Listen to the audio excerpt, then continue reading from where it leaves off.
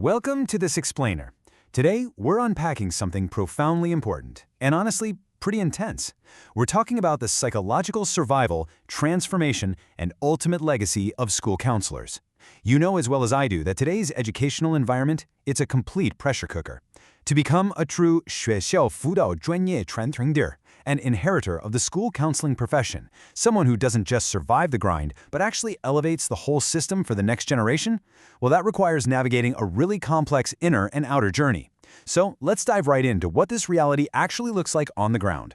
Look, we have to start by acknowledging the heavy toll of this profession. You might recall a recent tragic incident involving a senior teacher in Kaohsiung that prompted immediate, urgent intervention from the Education Bureau just to support the students and faculty. We're grounding our discussion right here in this harsh, deeply empathetic reality, because the stakes for educators and counselors, they are literally life and death sometimes. This isn't just about managing paperwork or hitting quotas. It's about holding human lives together while desperately trying to protect your own mental well-being in the process. And that stark reality forces us to ask a really direct, almost piercing question. Think about your own educational career for a second. When you encounter immense pressure, deep, heavy frustration, or even an acute crisis, how do you sustain yourself? Seriously, how do you keep going? This exact question is the starting point of what we can call the helper's journey. It's our exploration straight into the heart of the helping profession, mapping out how we move from just barely surviving to achieving profound professional mastery. Okay, here's our quick roadmap for today. We'll cover the real challenges, developmental stages, ancient metaphors, this incredibly cool concept called negative capability, and finally, becoming an inheritor. Let's jump into Section 1, the road of trials, developmental stages of a counselor. Every single helping professional has to walk this path. And it's not just about, logging hours on a timesheet, it's a very distinct evolution.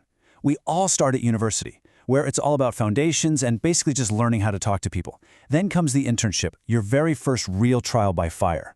Moving into years 1 through 3, let's be real, this is basically survival mode. You're building relationships, trading sheer hard work for a little bit of support, and just trying to be effective. But then a massive shift happens. Between years 3 and 15, the middle generation stage, you start building your own brand. You find your true self within this massive, clunky school system, and you even start learning how to manage upwards. Finally, at 15+ years, you're the senior veteran. You aren't just surviving anymore, you're living authentically, advising leadership, and actively making the entire campus counseling system better. The absolutely crucial takeaway here is the fundamental paradigm shift that happens as you move along this timeline. Those early years, years 1 to 3, are the socialization stage. It's a completely outside-in process. You are frantically absorbing the rules, the expectations, the practical skills from everyone around you. But as you transition into years 3 to 15 and beyond, you enter the individuation stage. This is inside out. You're no longer just reacting to the system.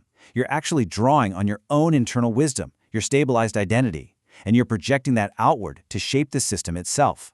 It's a real game changer. Moving right along to Section 2, the abyss and transformation, metaphors for inner growth. So, professional growth in counseling is deeply, fundamentally intertwined with psychological transformation. Think about the ancient Zen 10 bulls. This sequence represents a practitioner's path toward enlightenment, searching for, taming, and ultimately transcending the wild bull of the mind.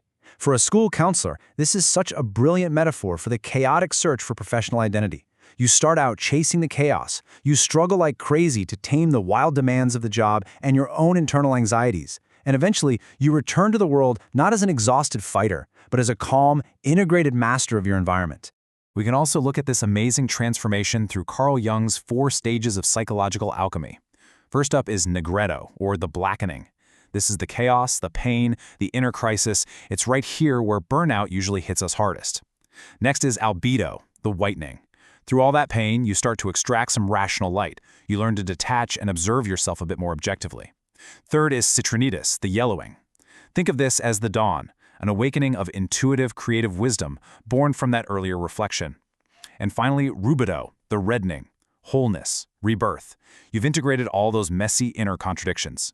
The successful counselor takes the fruits of this heavy psychological transformation and brings them right back into the real world, fully living as their true, complete self.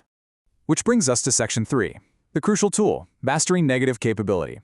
Okay, so how do you actually survive that negretto, that utter chaos, without just packing up your desk and quitting? There's a brilliant concept originally coined by the poet John Keats and later adapted for therapy by Wilfred Bion called negative capability.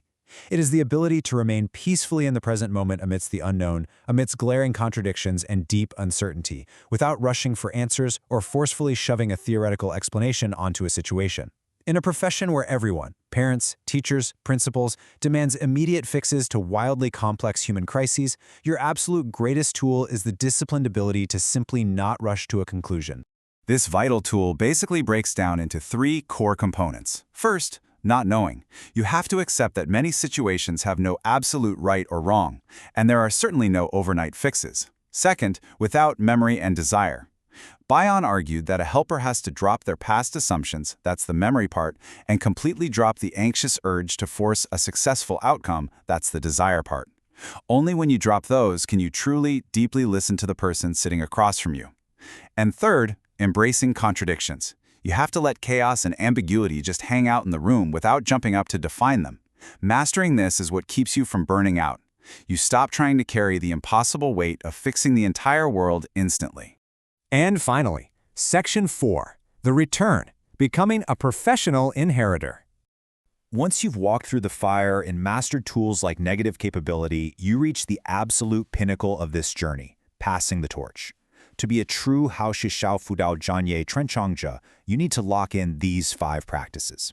Number 1, become a systemic professional helper. Really know your capabilities and the actual impact you have on the system. Number 2, find yourself. You have got to use your time off to recharge and completely detach from the identity of only being a helper. Number 3, mark your path home. Learn the specific things that bring you back to your center when the job knocks you off balance. Number 4, bring your real-world experience into dialogue with theory to build flexible, versatile methods. And lastly, number 5, cooperate systemically and manage upwards. Market the value of what you do to the administration so you can build a genuinely supportive, happy campus for everyone. All of this brings us to our final and honestly perhaps our most vital question. Amidst all this advice on building systems and managing upwards, you have to look in the mirror and ask yourself, if I am not a helper, who am I? Because the truth is, you absolutely cannot guide others to wholeness if your entire identity is consumed by their crises. Reflect on that deeply as you continue your own journey. Thank you so much for joining me for this explainer.